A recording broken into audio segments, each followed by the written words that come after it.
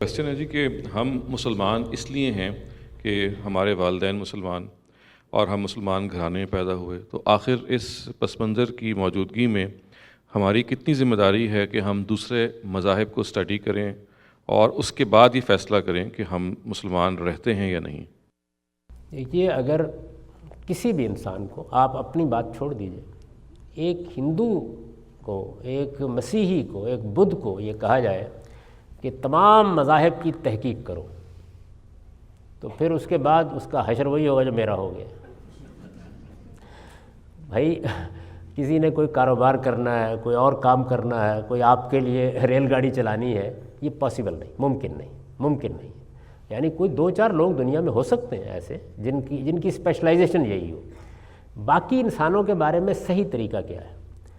صحیح طریقہ یہ ہے کہ لوگوں کو ایجوکیٹ کیا جائے کہ آپ جو بھی ہیں، آپ ہندو ہیں، آپ مسیحی ہیں، اچھا مسلمانوں میں آ جائیے، آپ دیوبندی ہیں، آپ بریلوی ہیں، آپ حنفی ہیں، شافعی، جو بھی ہیں، آپ کو آپ کے والدین سے جو مذہب ملا ہے، آپ کو چاہیے کہ آپ اس کو کویسچن کریں۔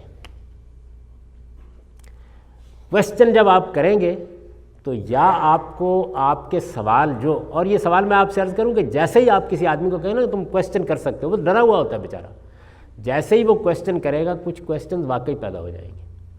اسے کہیے اب اگر تم اس کا جواب جاننا چاہتے ہو تو تحقیق کرو، اس کا جواب، جو سوال تمہارے ذہن میں پیدا ہوا ہے۔ بس یہ ہے میری بھی زندگی، آپ کی بھی زندگی، ہر انسان کی زندگی۔ یعنی پہلی چیز یہ ہے کہ کویسچن پیدا ہو، دوسری چیز یہ ہے کہ کہیں سے کویسچن آ جائے۔ مثلا میں گاڑی میں سفر کر رہا تھا، میں مثال دے رہا ہوں، ایک شخص نے مجھے توجہ دلائی کہ آپ مسلمان لوگ یہ جو بات مانتے ہیں یہ تو بڑی فضول سی بات ہے۔ اب اگر وہ مجھے بات معقول لگی اس کی تو کویسچن پیدا ہو گیا۔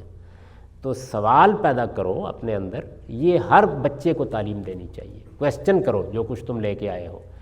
جب آدمی اپنے اندر سے اٹھنے والے کویسچن یا باہر سے آنے والے کویسچن کا دیانت دارانہ جواب دیتا ہے تو وہ جنتی ہے، اور جب اس کا گلا دبا دیتا ہے، اس کو پیدا ہی نہیں ہونے دیتا، جب پیدا کرنے والے کا منہ نوچ لیتا ہے، اس پر فتویٰ لگا کے اس کو ویسی گاڑی سے باہر پھینک دیتا ہے، تو وہ جہنم کا سامان کر رہا ہے۔ تو قرآن نے ہم کو یہ تعلیم دی ہے، اور یہ دیکھیے بالکل یہ قابل عمل ہے۔ یعنی آپ جہاں ہیں، آپ کے دماغ میں کوئی سوال پیدا ہوا، آپ نے اس کو رسپونڈ کیسے کیا؟ آپ کے سامنے کوئی سوال آیا، وہ کوئی قرآن دینے والا پیدا کر گیا ہے، وہ کوئی مسجد کے اندر گفتگو کرنے والا پیدا کر گیا ہے، وہ کوئی گاڑی میں آپ کے ساتھ سفر کرنے والا پیدا کر گیا ہے۔ تو تحقیق کرنے تو ہر آدمی نہیں جا سکتا، لیکن اپنے ذہن میں پیدا ہونے والے سوال کا جواب پانے کی کوشش، یہ وہ عمل ہے جو مسلمانوں کو بھی کرنا چاہیے، سب کو کرنا چاہیے۔ اصل میں ساری بیماری یہاں سے پیدا ہوتی ہے۔ اگر یہ سوال کا گلا گھونٹنے یا پیدا نہ ہونے دینے کی تربیت نہ کی جائے تو میں آپ سے سچ عرض کرتا ہوں کہ آج آپ پوری دنیا کے تمام اسکول، تمام لوگ یہ تعلیم دینا شروع کر دیں لوگوں کو، تو میں پورے یقین کے ساتھ یہ کہتا ہوں کہ یہ پوری دنیا کے مذاہب کی موجودہ تقسیم صرف 20 سال میں ختم ہو جائے گی۔ اصل میں یہ ہے ہی اس لیے کہ اس تقسیم کو قائم رکھنے کے لیے سوال کا گلا گھونٹ دیا گیا ہے، وہ پیدا ہی نہیں ہونے دیا جاتا سرے سے۔ تو انسان کو اصل میں حقیقت کی تلاش کا سفر ایسے کرنا ہے، یہ قابل عمل طریقہ ہے۔ خدا اس کے بارے میں پوچھے گا، یہ نہیں آپ سے کہے گا کہ آپ سارے کام چھوڑ کے تحقیق کرنے بیٹھے تھے۔ نہیں، کیا آپ نے جو کچھ اپنے والدین سے، اپنے اساتذہ سے پایا، آپ نے کویسچن کیا تھا اس کو؟ اچھا، کسی دوسرے نے توجہ دلائی تھی تو آپ نے صحیح رسپونڈ کیا تھا اس کو؟ یہ وہ سوال ہے جو قیامت میں ہم سب سے ہونا ہے، اور اس کے جواب اور اس کے طرز عمل پر ہماری جنت اور جہنم کا انحصار ہے۔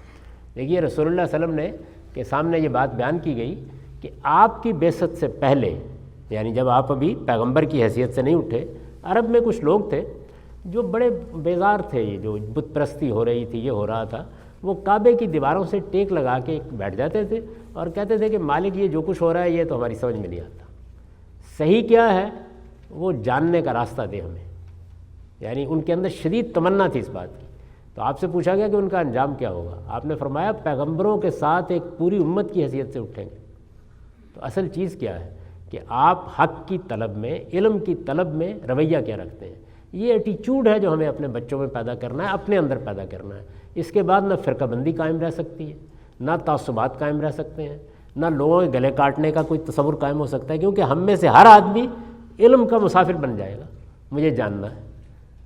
یہ میرے نزدیک صحیح اصول ہے۔ باقی ہر آدمی تحقیق نہیں کرتا، ہاں کچھ لوگ اسپیشلائزیشن کرتے ہیں، وہ طب میں بھی کچھ لوگ ڈاکٹر بنیں گے، کچھ لوگ اس پر تحقیق کریں گے، کچھ سائنس میں بھی کریں گے، مذہب میں بھی۔ قرآن مجید نے جہاں علماء کے منصب کو بیان کیا ہے سورہ توبہ میں، تو وہ آیت شروع یہاں سے ہوتی ہے، ما کان المؤمنون لینفروا کافہ، سارے مسلمان یہ کام نہیں کر سکتے، شروع یہاں سے ہوتی ہے، کیونکہ اللہ نے دنیا اس لیے نہیں بنائی کہ سارے دین کے عالم بن جائیں، تو کچھ لوگ ہوں گے جو یہ کام بھی کریں۔